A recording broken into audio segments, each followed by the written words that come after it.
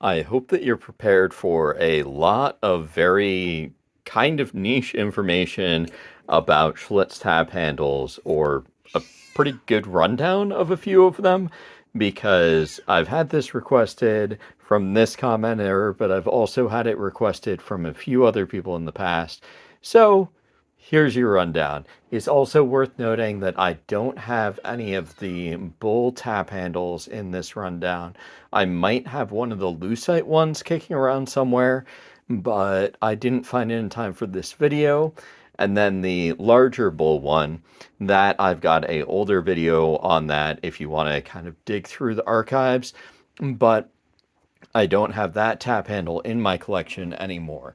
So I'll start out with a couple of the smaller ones. So we've got this one as well as this one. So this one is one of their lucite ones. This one is that oval shape. You'll see that it's got that globe in there, and it's got the H and the Schlitz. And it's worth noting that the globe is used a couple of times in the Schlitz tap handles. There's a few of the older ones where you'll see other ways that they incorporate that kind of globe element or style into it. It is a pretty cool design, and you'll see that, I think, yeah, you can see it from the side there. You'll see that it is a three-dimensional item that's in there. So that's pretty sweet how they did that. And then you've got this other example here.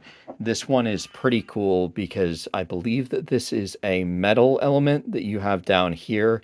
And then this, I believe, is a plastic element that's up top. But you'll notice how they have the Schlitz lettering and some of the design elements around it. And those are worth noting for a few of the other tap handles that I'm going to cover. So you've got the globe style thing. I don't have any of the other ones that incorporate the globe element into it in this video, but you do want to recall this kind of text and lettering for the ones I'm going to be showing next. So these ones are the shorter ones. Sometimes people will have different names for the shorter ones. Sometimes they'll be referred to as shotgun style tap handles. These ones don't quite fall into that category, but there are some other names that people have used for them in the past.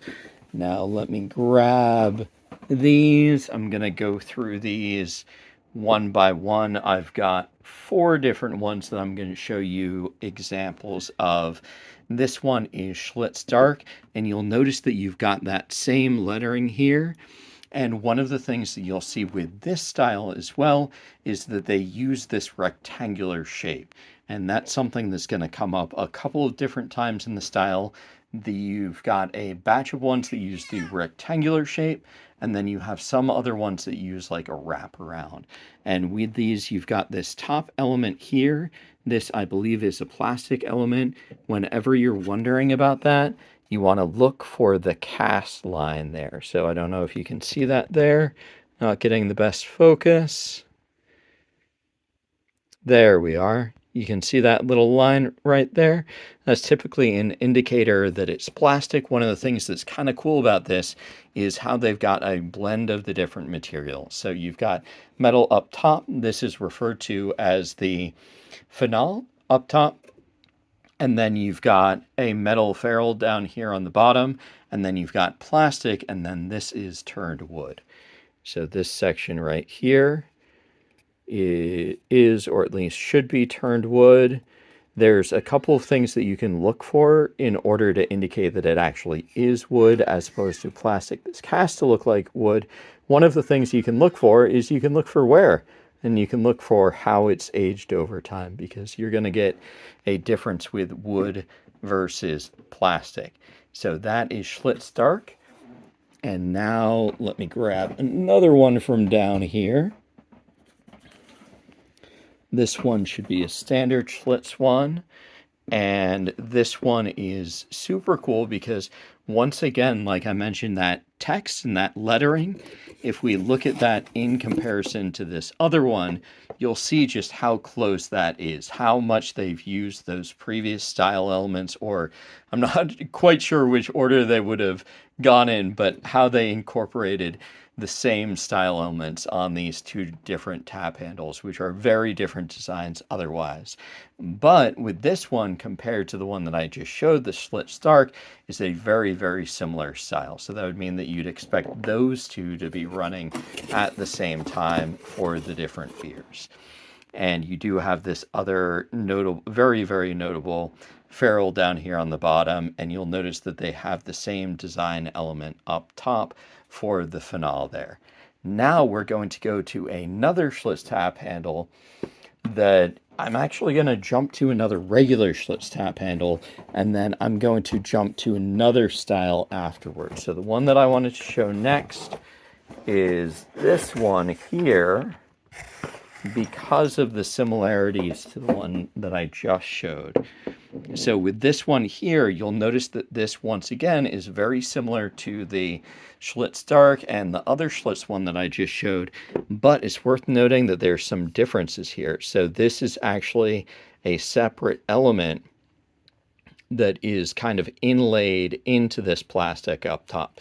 So where the other two were kind of printed on, this one instead is kind of like printed out and then inlaid, if that makes sense. But you do have a lot of the other style elements that are the same. So this finale up top is a similar style element. You do have a different design here for the ferrule on the bottom. You'll notice that there's a lot less metal that's used here, whereas the other one had a lot more in it. But you still have this combination of plastic up top with this turned wooden element down here on the bottom. Now, I've got one last one to show you. Let me see if I can grab it down here. So this one last one is a divergence from the ones that I was just showing you for a couple of different reasons.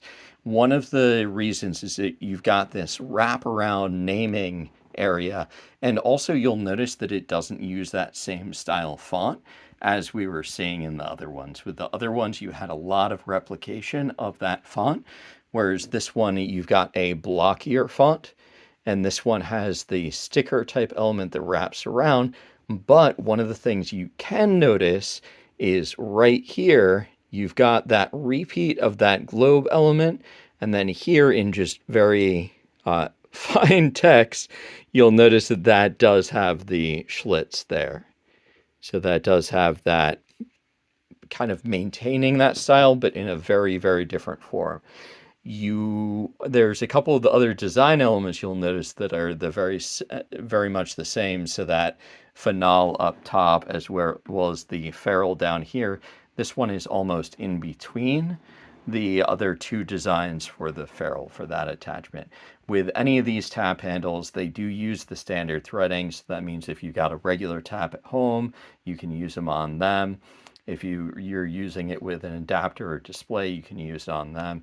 I don't know if you caught the puck on the side here. Most of these taller ones are going to be about the same size. And this is what it's like in comparison to a hockey puck. And then with the other ones, this is what they're like in comparison to a hockey puck. So you can see that difference in size there. But there's some super, super cool tap handles with the Schlitz. And it's one of those ones where some collectors get super into them. And one of the things that's cool about it is if you like a particular style, you can go after a number of tap handles that are all in that style. If you like the particular brand, you can try and get a bunch of different tap handles from the brand.